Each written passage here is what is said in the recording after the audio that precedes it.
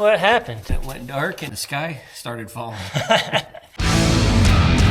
This video is brought to you by BleepinJeep. Alright guys, welcome back to BleepinJeep. I'm Matt, and that is just Josh. Sometimes he forgets his name. I forgot that I forget my name. The last video, I said, I'm Matt, and this is, and you were like, Josh? It's Matt with BleepinJeep. And Josh? Anyway, we kind of came into a conundrum in the last video. We weren't able to find anybody to paint this, so I told you that we were going to have a solution. I'm still not getting over the fact that I called you just Josh. I'm sorry, Josh. It's okay. I wanna say I'm sorry. It's okay to be marginalized.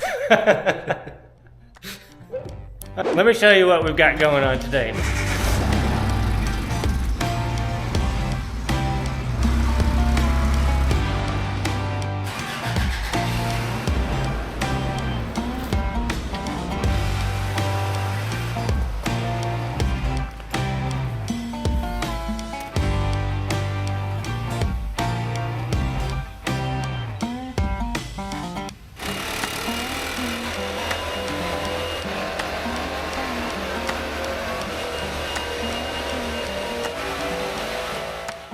Well, a lot of things fell off the wall. A lot of things went missing. If we had any nuts or bolts lying around, they're gone now. But it's probably the cleanest this shop has been since we started working in here. All right, guys, this is what I wanted to show you. It's an inflatable bounce house that we're gonna use to paint in. So the problem is we have exactly from this edge to right over there is exactly 26 feet. So we're gonna have to shove it in here kind of catty corner and try to be able to still pull a vehicle in there. And then it's got other attachments, of course. But yeah, let's get this thing set up, I guess. See if it works. You wanna try it? Don't puncture it with your knife. Oh, yeah.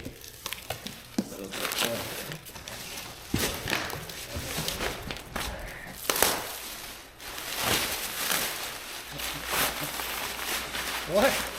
How are we ever gonna get that back in there?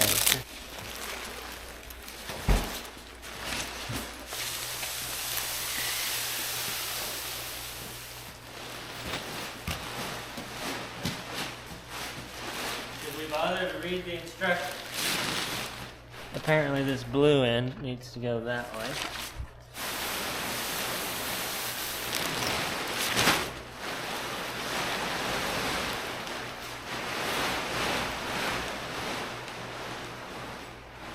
Are you guys as excited as we are to see how this works? We'll put the paint booth over here, and we'll put the bouncy house over on that side. Filter, blower.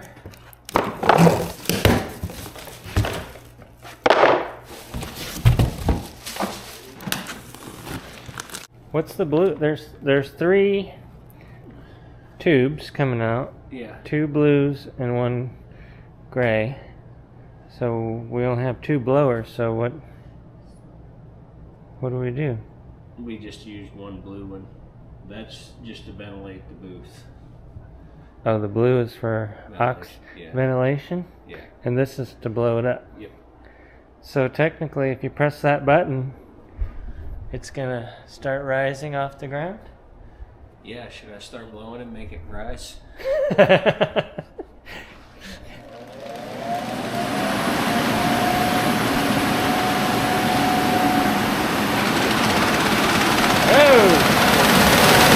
crazy.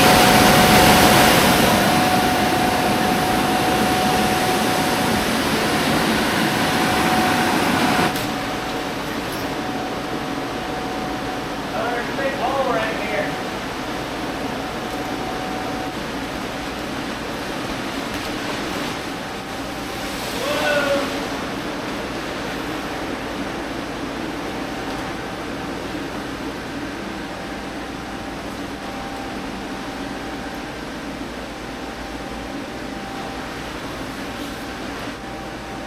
That's crazy. Come look at this. It has clear windows, so we can see what's going on in there. It's got a clean room right here, so you can get clean. What is this? What do you call this? Filter room? Yeah, filter rooms. The filter room.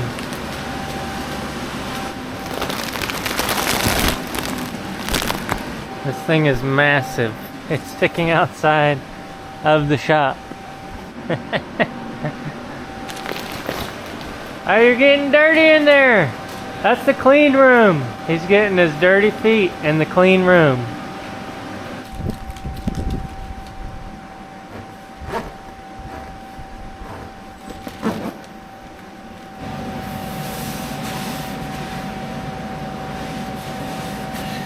Alright, so it just barely fits inside with the shop door closed. That's how much room we have right there. And then check this out over here. We got the biggest one that we could get, but still fit in the shop, and it just barely does. Look at that. It's up against that beam there and up against the lift over here. So we're trying to warm up the vinyl. The vinyl is kind of all folded and crinkled, so Josh put a heater in there, try to take care of that. Why is the other side just fine? That side doesn't have a Velcro, does it? Yeah. This side's just sewn in. That's weird. I wonder why you would need Velcro on that side.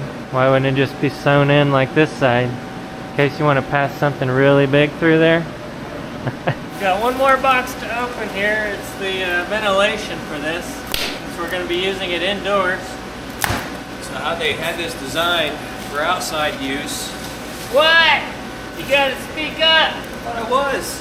How they had this designed for outside use is you just take the covers off and pressurized air comes in and then just blows out the side. That doesn't work in here because then we're just blowing paint fumes into the shop. So this trunk is going to be a suction device and shoot it outside. Hopefully. So we're setting up this elephant trunk, and it's more like a bear than an elephant trunk. But look at the balls China had to write this. Counterfeiting of patented products must be investigated. That's an oxymoron right there. All right. How does that go on there? So Hey! It's the lunch ladies here!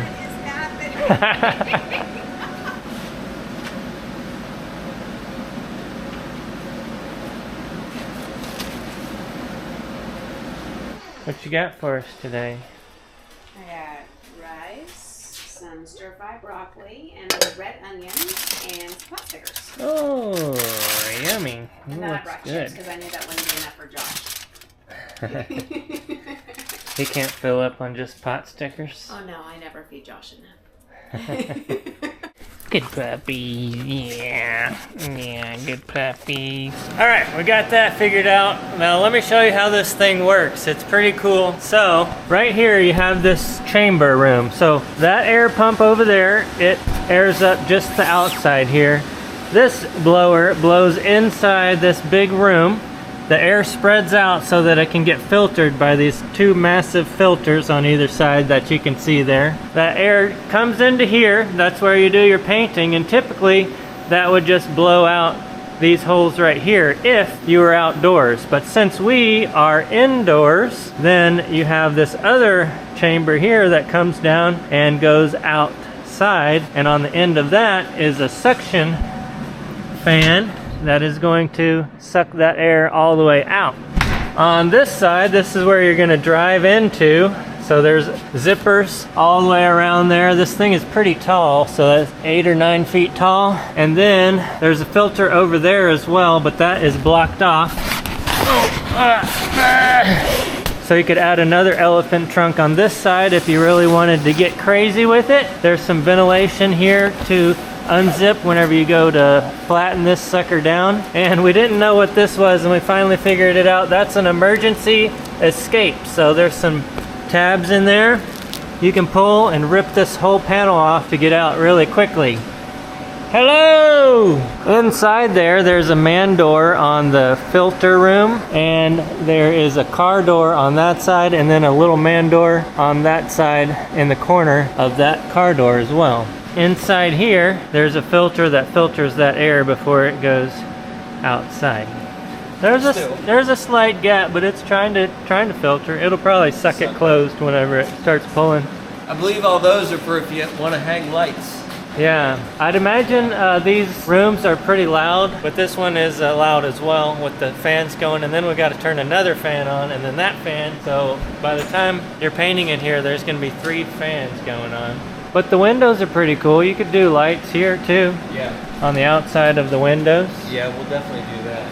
And we've got a little heater running in here to try to heat this plastic up and get rid of the lines. That's working pretty good. It's nice and toasty in here. I just wish it had a bounce floor on the ground so that we could bounce in here while we're painting. We need one of those octagonal lights like everybody's using for the car photos. Yeah. You know, they're like octagons and you hang them above your car. Mm-hmm. Let's try the blowers. Okay, I'll turn this one on. So we're gonna turn on the blowers for the suction, see how that works. You ready? Where's the on-off switch? There it is.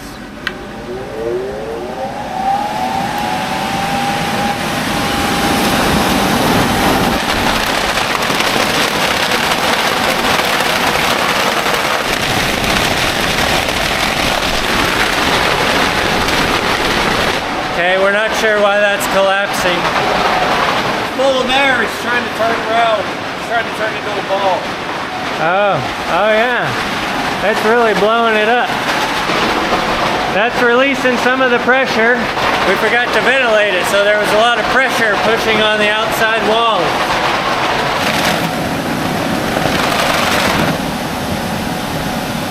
That's weird. Is it negative pressure now? Pretty even. Yeah, it's kind of sucking in a little here. Okay, go in there and do your test. Now we're sucking the floor up. Oh no, the floor is getting sucked up. I think we're gonna have to equalize the pressure because that blower is stronger than that blower. So depending on which one's stronger, it's gonna either suck it up or blow it out. We might have to put a restriction on one end or the other. All right, we're gonna mess around with this and we'll be back in a minute and do a little testing. This video brought to you by BleepinJeep recovery gear. Check this out, you're the first ones to hear about this. We now sell BleepinJeep recovery gear in BleepinJeep Orange. This is a soft shackle, 40 bucks. The tree saver, 34 bucks. The kinetic recovery rope, 180 bucks. If you want all of that together, plus 2 soft shackles, you get this, the entire bag for $275. That saves you 20 bucks. You also get a bag with this as well. Make sure to check that out, BleepinJeep.com under Freedom Winch Line. We've got the Freedom Winch Lines as well, and all this new recovery gear to go along with it. We'll see you guys on the website. We had to quit last night, came back today, and my shop is a disaster. What have you done? I need light. So it's well lit in there, but my shop, so we have a ladder here with 2 lights. We have a tripod here with 2 lights. We have the elephant snout here, of course. We've got more lights. We've got a light in the corner here, a light here. Josh put these rough country rock lights inside there. Oh man. Ow. We have a light shoved in here. We've got a light here. There's a light there. And then, what do you do here? Suspended it so it doesn't fall the whole way down. Okay. Still does. Not the whole way. I was about to say, I came in here last night and it was about this high. Yeah. So we had to add a little extra ventilation here to air this up. So yeah, it's a jungle gym and a maze up in here. Finely tuned machine. It is a finely tuned machine. So now we should have enough pressure that they're it's slightly pressurized in there. Very slightly pressurized. But not so much so that it's blown up like a balloon, and not inversely so that it's sucking down. You ready to do a test? Yeah. I'm excited to see what happens in there. I feel like I'm in a biohazard facility and I'm just watching from the outside through the window. Either that or aliens have come to town and we're about to put an operating room in there. Last night I used the sewing machine to make this little skirt to go from that fan down to that size tube. But Josh did such a good job on this box that we're going to keep it that way for now. Look at all that tape and everything. So cool.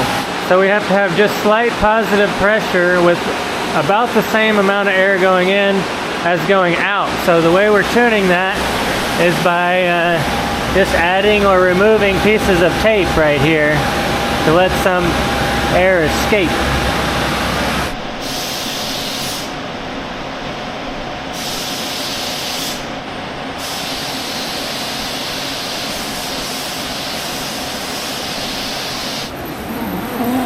How many coats of that do you do? Hopefully just 2. 2? Ooh, that stinks! Check that out. Alright, it's the next day, guys. That cowl is painted, one fender is painted, and that was just a test run to see how this would work. And this is what it looks like whenever we don't have air pumping in it. It's suspended, so it's just kind of collapsed, but not all the way. So today, Josh is prepping the hood, the other fender, and the tailgate. Correct? Yeah. And the reason that we're doing them separately is several reasons. The lighting situation needs improvement in there, and the ventilation system needs a little bit of improvement in there.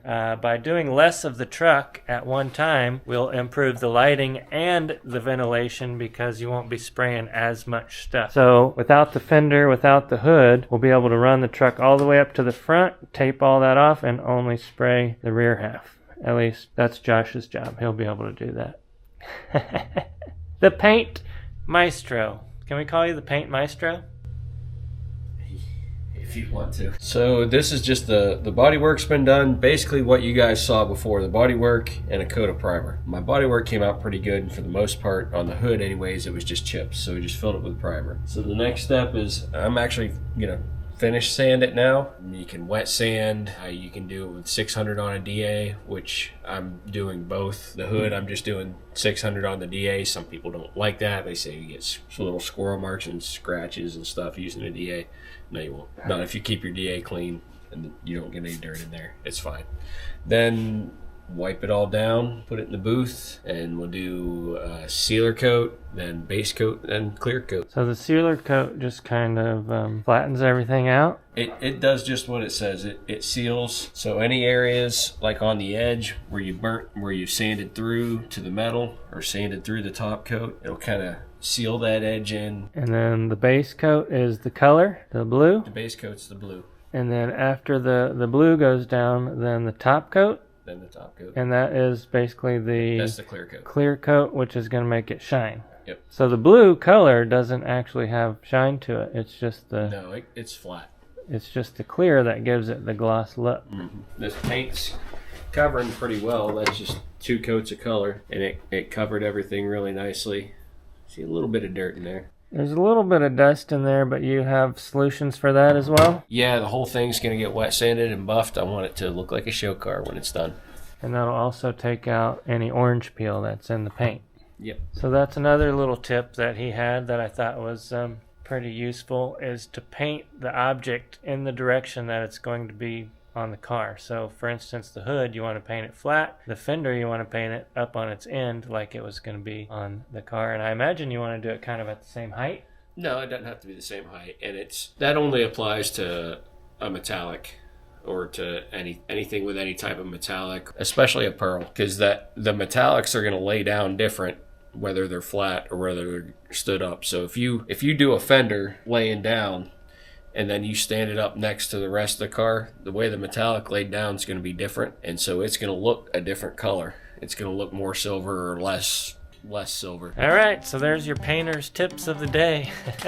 While he's doing some of this, I think I am going to take the seat out and try to get that reupholstered. I've got some hog rings and I've got the upholstery that goes over the top of it. I just have to try to fight and finagle it on there and see if I can manage that.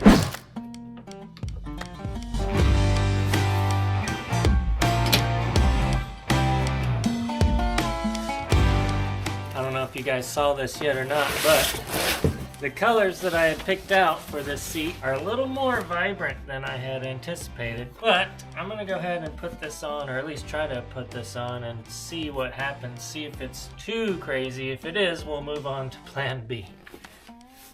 I'm gonna attempt this myself. I've got the upholstery here. This is custom for this particular truck. I bought hog rings and hog ring pliers, and basically hog rings are kind of what holds the upholstery onto the wire frame here. So I'm just going to take my wire cutters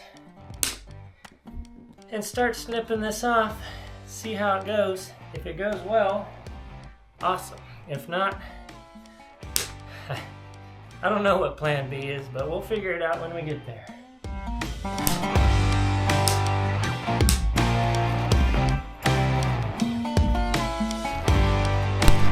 You can see at the bottom how it's kind of pulled tighter down here, so that tells me they started up at the top here, and then this is where they pulled everything tight. So that's what we'll do as well. It's hard to tell on camera, but this is two-tone, so there's a lighter blue and then a darker blue on the sides. So when I bought this, that's the darker blue, and the only lighter blue they had was this color, so I thought, oh, that'll match perfect. Little did I know it's a lighter blue is definitely different than what we've got here on the Toyota.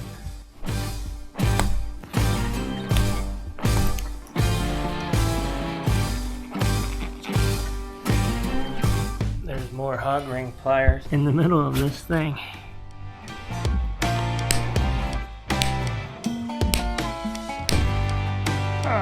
More hog rings. If this color doesn't work out, I'll just chalk this up to being the practice round for round 2.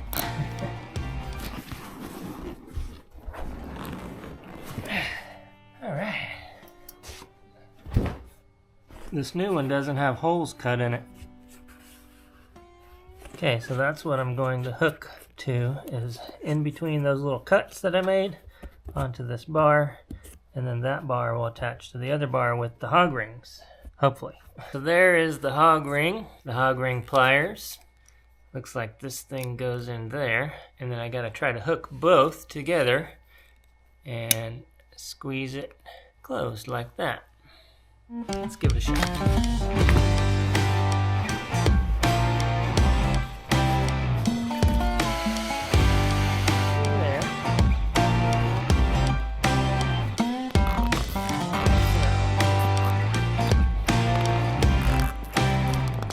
Upholstery workers have really tough jobs.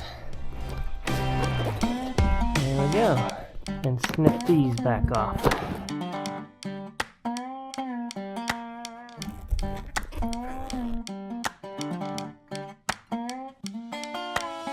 Well, check it out. I feel like I did a really good job. This side looks awesome. The problem is there seems to be extra material between the headrests, so everything fits really good except right here where the stitches come up. It's coming up vertically and then it kind of spreads a little right here, and it feels to me like there's just an inch too much material right here. I don't know what to do about that. Kind of a bummer. I could take it off and try sewing it right down the middle and take out an inch, but yeah, I don't know. What do you guys think? What's going on with that? I've tried everything I can think to get that out of there other than just heating it up real hot. And you can't really pull it tighter because the headrests would need to come over this direction for that to work. So, I don't know. I don't know what to do. Let's go see what Josh is up to here. I was gonna show him this, but it looks like he's inside the booth. Come look at this. It's like they added an extra inch or two of material. Yeah, that's not cool. What do you think of that? Yeah, the bottom's nice. You just went too wide on the top. See how this widens out right here at this joint? Yeah. It starts to get wider. I'm gonna put the bottom on before I call that good. I also want to put it in here though and see what the color looks like. My dad does like turquoise though. I don't know, it's not bad. I kind of like it. Yeah. I think once you replace this, you'd never even know that it wasn't that color from the beginning. I would say the truck's a decade too new. That color would be perfect on something 10 or 15 years older. You know what they were doing at the end of the 70s. All of my dad's rings, though, Are turquoise. are turquoise color. I don't know if he'll like it or not, but I don't know. I think it cool. works. What the heck happened there? Yeah. Come on, eBay sellers. Get your crap together. It wasn't a cheap seat. It was a custom upholstered from a upholstery place. Measure twice, cut once. Okay, well, let's try this one. Alright, well, that one turned out pretty good, as you can see there. It's kind of loose like the other one, but in this case it didn't have the headrest, so I was able to kind of pull it on all sides, which turned out to be a lot better. Josh is moving the truck again inside this closed up box. Where's your seat? No, I do have a seat belt though.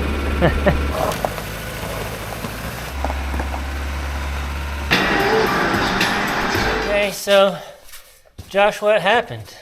Well, I was taping, and then it went dark, and the sky started falling. It's a really good thing the truck wasn't in here getting painted at the time. So what happened was we lost power, and luckily there was no wet paint. He was just preparing to paint the door. So that would have been disastrous if that happened. That would have been bad. We need to have an emergency generator backup to keep this thing afloat if the power goes out again. Yeah, you got about 10 seconds. 10 seconds? You got 10 seconds. That's not even enough. Like, I could have made it out there and plugged something in. Our bouncy house collapsed. Well, fun times. I guess it's lunchtime.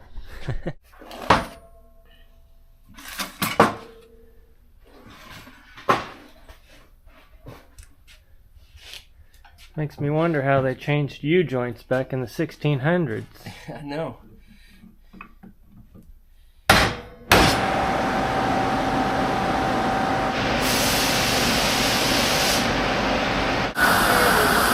Alright, it's been a couple days. Josh has been doing most of the work here. I tried to help, but I am terrible at fixing paint stuff.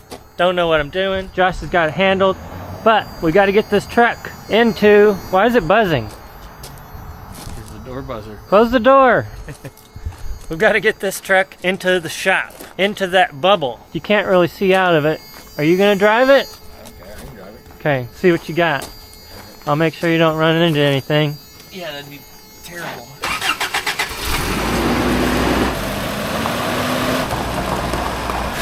Don't run into me. Don't hit the wall. Looking good.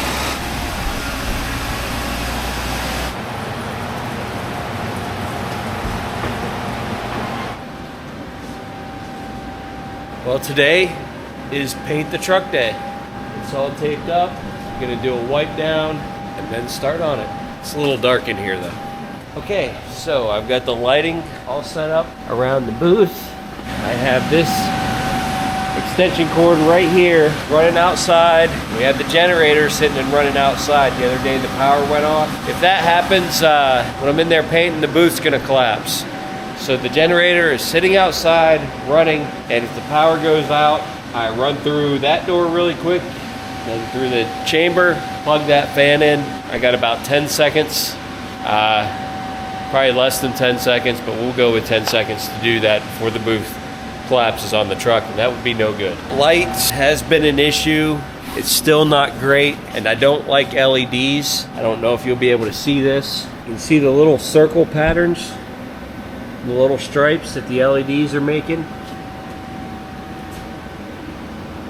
Right there, you can see it. So that kind of throws me off when I'm painting because it looks like mottling. It's all through here too. It's just from the circles in the LEDs, the individual LEDs. And mottling is just an odd pattern that the base coat, when you have a high metallic content or a high metallic color like this light blue is, or silver. And it was really throwing me off the first time. I thought I was getting bad mottling in the base coat and I couldn't figure out how to fix it, and here it was just the LEDs. But still, it looks like there's a lot of lights, but it's still kind of dark over here. So I would like up here where the hangers are to do some sort of fluorescent lights. I think that'll help a lot. So we're all ready. Truck's ready. The first thing I'm gonna do is wipe it down real good with a wax and grease remover. It's already been washed with Dawn, but I know right there that's a greasy fingerprint. I don't know whose it is. Mine or Matt's. We need some fingerprint analysis. After I've wiped the whole truck down, then I'm gonna come back with this. This is a chip guard, and it's gonna go basically from here down, heavy down on the bottom, and then just kind of fading up into nothing into about right here. You can see the factory. It had a chip guard on it from the factory, and that's basically what I'm gonna try and mimic. I did it on all the other pieces already. It's gonna go underneath the paint. You would think, wouldn't it be better to be on top of the paint? And yeah, probably that way it wouldn't, a stone chip wouldn't chip the paint, but it doesn't look as good when you have it underneath the paint. Even if it does, chip does hit the paint, it won't go through the guard to the metal, so it won't rust out. So that's kind of what we're looking to do, is to stop it from rusting. So I'm gonna start wiping it down, and then we'll spray this on, and gotta wait half hour, 45 minutes, and the next step will be the sealer. I am jamming it in, which means spraying the door jams. This is probably overkill. I mean, it's definitely overkill, but we're down to this point anyways, and so we'll go ahead and color the jams in, and it'll be like a brand new truck. So yeah, start wiping.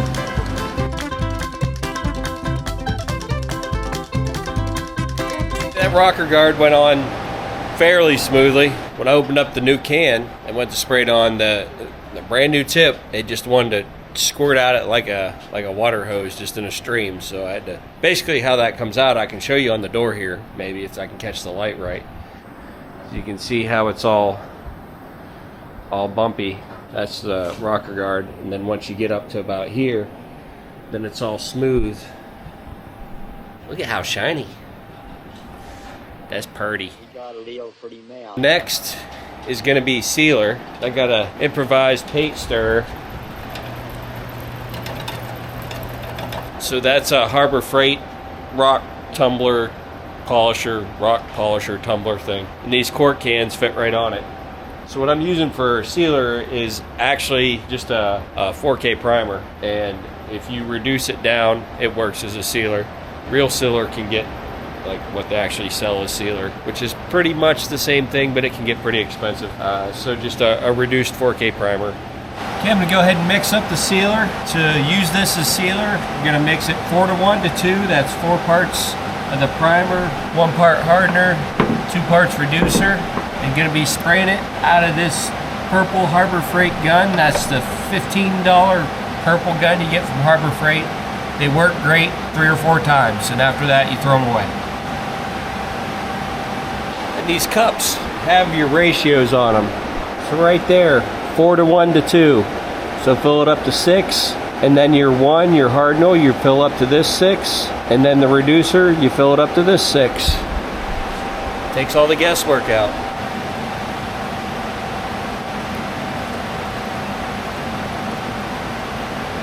Mix it real good. Really what you're doing to use it as a sealer is just adding the reducer. That just thins it out and makes it so it goes on a lot thinner and not a high build, so it's not all clumpy. And use a new filter.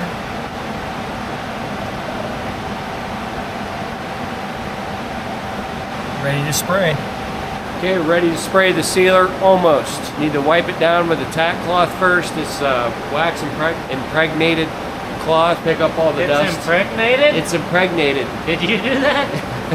Gets all the dust up off of it. I don't know if we told you what happened with the power, but what happened was we tripped a breaker not in the shop, but on the street level. So that's kind of making me nervous that we can't turn the power back on if we kill it again. So I guess we were running so much power that for whatever reason it didn't trip the breakers in the shop, but on the street at the pole. So the backup generator is back there in case we need it. We'll have to be very quick to switch that over because this whole tent will start falling, and Josh thinks we have about 10 seconds when that happens. Let's hope that doesn't happen. That's being generous. 10 seconds max. I haven't timed myself to see how quickly I can get through that door yet. Okay, what's my job? I've got a very, very important job. It is a very important job. So he is going to hold the hose. I'm gonna hold the hose? Yep. Up off of the back here so that it's not dragging across this. Maybe we should wipe the impregnated on the hose. No?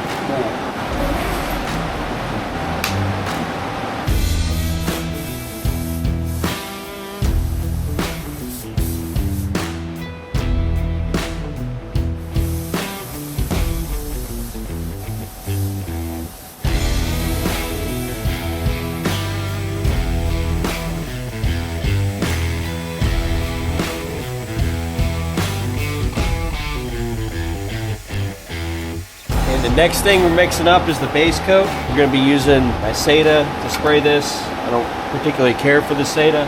I don't like the way they spray. I like Iwata's, but it is pretty neat. And the mixing cup just goes right on. You don't have to put a separate mixing cup. It's made for production. If anybody has an Iwata Supernova, they want to trade for a Seda 4000, let me know. So the base coat, this is BASF Diamond. It's real good stuff. It's like $500 for 3 quarts. It's expensive paint. And it just mixes 1-to-1. So you use your numbers there. You do 300 of the paint, and then 300 of the reducer.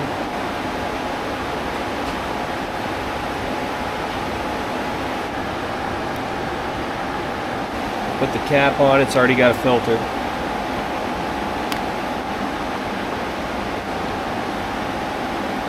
Open your vent cap, that's ready to spray. Was Josh talking to you about the base coat again?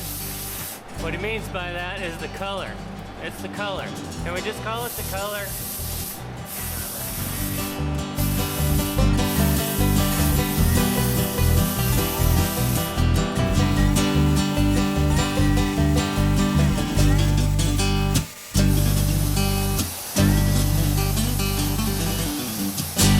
Okay, the base coat's on.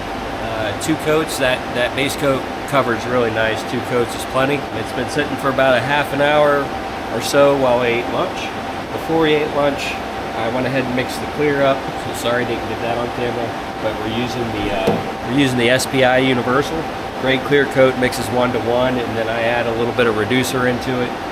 Lets it go on a little smoother. So it's mixed up and ready to go. It's time to spray. Are you speaking Spanish again? I am speaking Spanish. Nobody understands what you're saying. That's why I'm explaining it to them. You guys get that?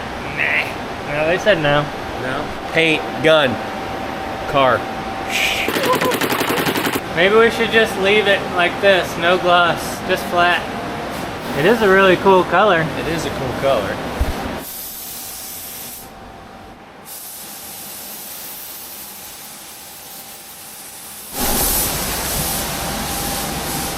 Now we go over to the window and look at the baby through the glass.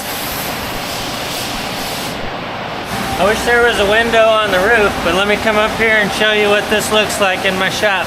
It's ginormous.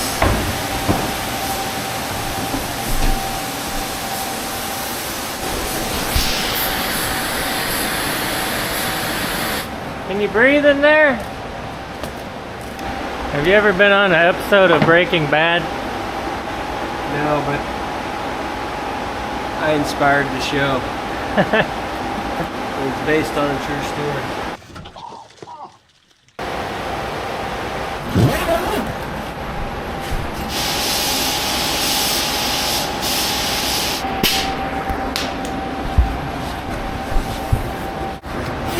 Alright guys, so that truck is still tacky, and this thing comes down every night. You're not supposed to run those fans for more than 8 hours. So what we have to do is pull the truck out of there without touching anything, otherwise it's going to ruin the paint job. So we're going to open the door here and pull it out.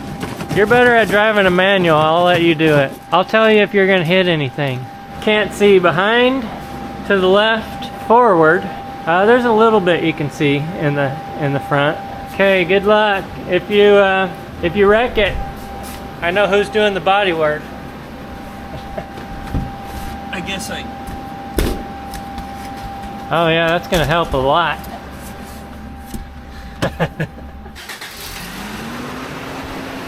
I'll talk to you through this hole. Okay. Hey, turn the wheels to the right. little bit more to the right. A little more to the right. Okay, looking good. A little more hard right, hard right. There you go. Okay, come on back. Okay, start straightening out a little. Let me go check the other side. Okay, yeah, you're good. Come back, hard right. There you go. Looking good. Looking good. Now, straighten up just a second. Okay, come back. Okay, hard right. Ow!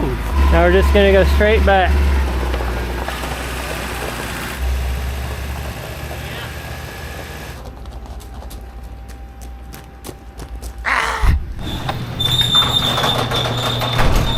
Follow the sound of my voice.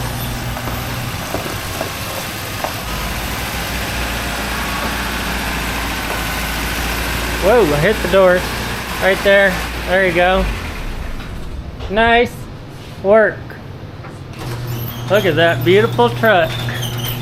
Well, this side looks good. Yeah. I can't see the other side because it's dark over there. A little bit of peel on it. Not bad at all. Got one drip. And a drip. There's a little drip right there. We had to do the door jambs because I messed it up right in here. Trying to pull off some paint.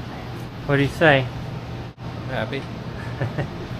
Alright, you're happy, I'm happy. Alright guys, check this out. My dad finally found and sent me his original maintenance logs for his truck. This is from 1991, his very first oil change, and he's got everything in here.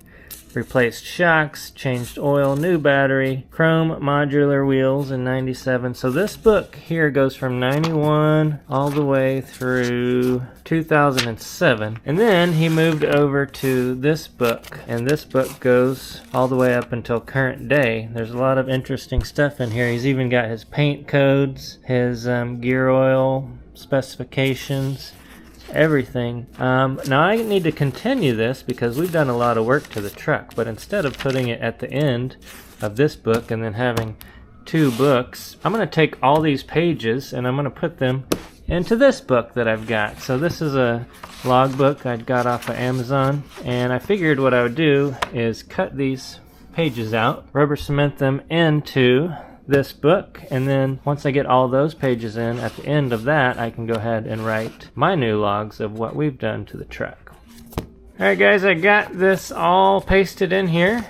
Some interesting things that I found was right here on this page. Tires lasted 7 years, 2 months, and 94,000 miles. That's amazing. There's also a lot of interesting things like just wash truck, wax truck. The only major things that he ever did, I wrote them down here, was to resurface the clutch, the front wheel bearings in 01, the transmission bearings in 03, reset the timing and valve adjustment in 2010, transmission fluid, idler arm, driver door was repainted, and replaced the gearbox, the steering gearbox in 2017. He did tell me the story about the driver's door getting repainted. What happened was he was just moving it in the garage, and it started rolling out of the garage, and the door was open, and it turned the door backwards, bent it a little bit. He took it to the shop and had that fixed and repaired, and I guess they repainted the door and the front fender at that time. And that was in 2017, so not all that long ago. The next thing I need to do is take my notes of some of the things that we've done, and there's a lot. There's a big list. We've probably done as much as his list that he's got here in just the last couple months. So I need to get all that stuff and mark it down in the book as well. Should I use cursive or should I use my own handwriting? Alright guys, there it is. It took us about 5 pages or so, but we've got all of our new modifications on there. I even put the ones that we haven't done yet, but we know we're going to do, and I think he's really going to like this book. Not only does it tell him what's been done, but it just adds to the list of all of these other improvements over the decades.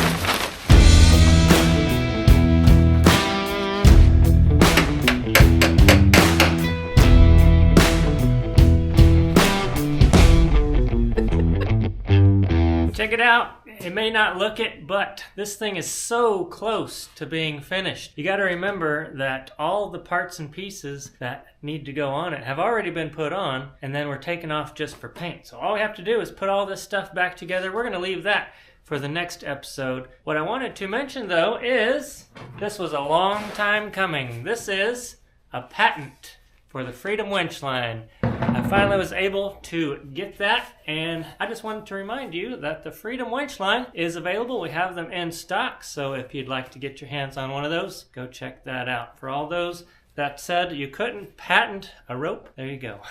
Thank you guys so much for purchasing these. I really appreciate it. For all of those that already have one. So if you'd like one, get them at BleepinJeep.com. There are no others, although there are a lot of people trying to sell knockoff Freedom winch lines that are just called that. They don't even have this at the end. It's just a regular winch line called the Freedom winch line.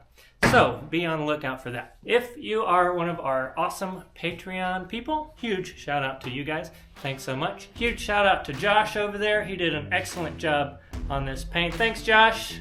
Anytime. We will see you guys in the next video.